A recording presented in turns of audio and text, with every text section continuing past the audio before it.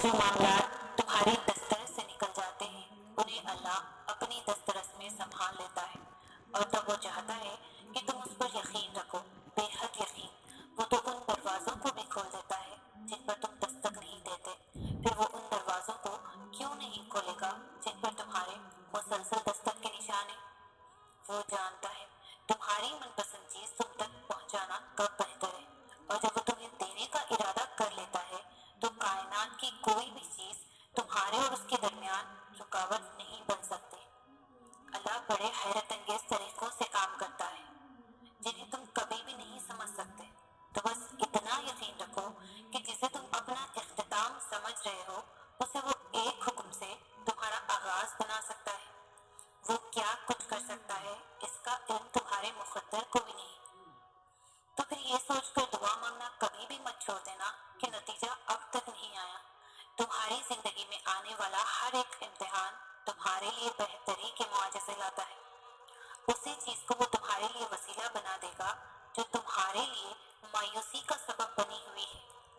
تم ان چیزوں کی فکر کیوں کرتے ہو جو تم نہیں کر سکتے؟ تم ان پر غور کیوں نہیں کرتے جو اللہ کر سکتا ہے؟ بتاؤ پھر، ہے کچھ ایسا جو وہ نہیں کر سکتا؟ اللہ قبولیت کی منزلوں سے پہلے تمہیں انتظار سے گزارتا ہے۔ وہ آزمائش انہی کو دیتا ہے جس کو انعام کے لیے چن لیتا ہے۔ مانگنے کی شدت قبولیت کی سب سے بڑی دلیل ہے۔ تمہاری مسلسل دعائیں تمہارا مقدر مکمل بدل دیتی ہیں۔ جو باتیں تمہاری دعائیں بھی منوا نہیں پاتی وہ تہجد اسے منوا لیتی ہے۔ جس پکار کو وہ خود تمہارے منہ سے سننا چاہتا ہے وہ اسے پھر رد کیسے کر سکتا ہے؟ جب اللہ کو تمہارے مانگنے کا انداز پسند آ جاتا ہے تو وہ دینے میں ذرا سی تاخیر کر دیتا ہے تاکہ تمہاری آواز اسے بار بار سنائی دیتی رہے۔ وہ اگر تمہاری دعائیں نہیں بدل رہا تو جان لو کہ اس نے اب قبولیت کا ارادہ کر لیا ہے، اور اللہ تب تک تم تک معجزے لائے گا جب تک تم سب ختم ہو جانے کے بعد بھی دعا کرتے ہو، اس یقین کے ساتھ کہ اللہ کی دسترس سے باہر تو کچھ بھی نہیں۔ ان دعاؤں سے ہے، اور دعائیں تو ان حقیقتوں کو بھی بدل سکتی ہے جنہیں تمہارا مقدر میں بہت پہلے سے لکھا جاتا ہے۔ اگر اللہ تمہارا دل نہیں بدل رہا تو یقین رکھو کہ وہ تمہارا نصیب بدلنے پر راضی ہے۔ وہ پوچھنے لگی، اگر نصیب لکھ دیا گیا ہے تو یہ پھر دعاؤں کی جتن کیسے؟ یہ سوال کرتے ہوئے اس کے لہجے میں بے انتہا درد تھا۔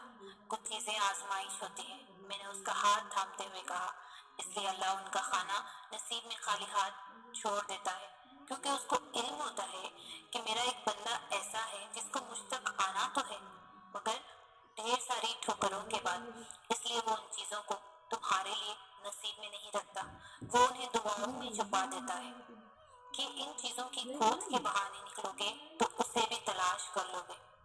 آزمائش کا حق بھی ادا ہو جائے گا اور تمہیں تمہارا انعام بھی مل جائے گا۔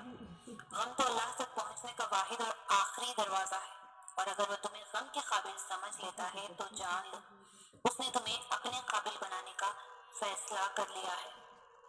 اس کی محبت کے قابل بن جانے سے بہتر تو کچھ بھی نہیں۔ جب تم درد کی حالت میں اللہ کو پکارتے ہو تو تمہاری آواز ان سات آسمانوں میں تب تک گونجتی رہتی ہے جب تک کن نہیں فرما دیا جاتا۔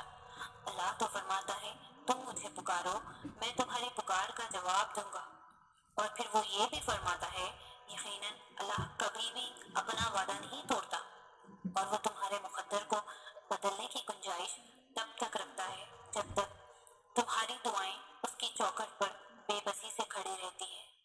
تم دعا کرتے ہوئے معجزوں پر یقین رکھو، پھر دیکھو دعا ختم ہوتے ہی معجزہ ہو جائے گا۔ تو پھر یہ مت سوچو کہ جو مانگ رہے ہو اسے حاصل کیسے کرو گے، کیونکہ اس کا انتظام تمہارا رب تمہارے سوچنے سے بہت پہلے کر چکا ہے۔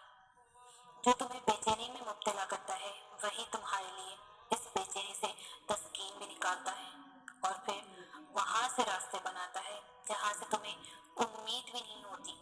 اگر تم چاہتے ہو کہ تمہاری دعاؤں پر راضی ہو جاؤ تو پہلے تم اس کے فیصلوں پر راضی ہو جاؤ، اس کے مقرر کردہ وقت کا انتظار کرو، پھر بھلے ہی تمہارا وجود کچی کچی ہی کیوں نہ ہو جائے۔ وہ تمہیں پھر سے یوں سمیٹ دے گا جیسے تم کبھی بکھرے ہی نہ ہو۔ مگر خود کو سمیٹنے کے لیے یقین لازم ہوتا ہے، اور جب تم یقین رکھتے ہو تو اللہ تمہیں یوں سنبھال لیتا ہے کہ پھر تمہیں گرنے کا خوف کبھی تک نہیں کرتا۔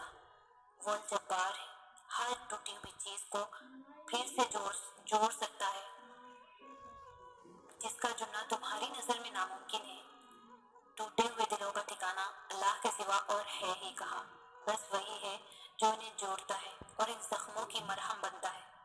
اگر درد رات بھر بھی سونے نہیں دیتا تو جان لو کہ وہ منتظر ہے تمہارا، اور اگر تمہارے مقدر کا فیصلہ تمہارے ہاتھ میں بھی تھما دے تب بھی تم اپنے لیے وہ نہیں سوچ سکتے جو اللہ نے تمہارے لیے سوچ رکھا ہے۔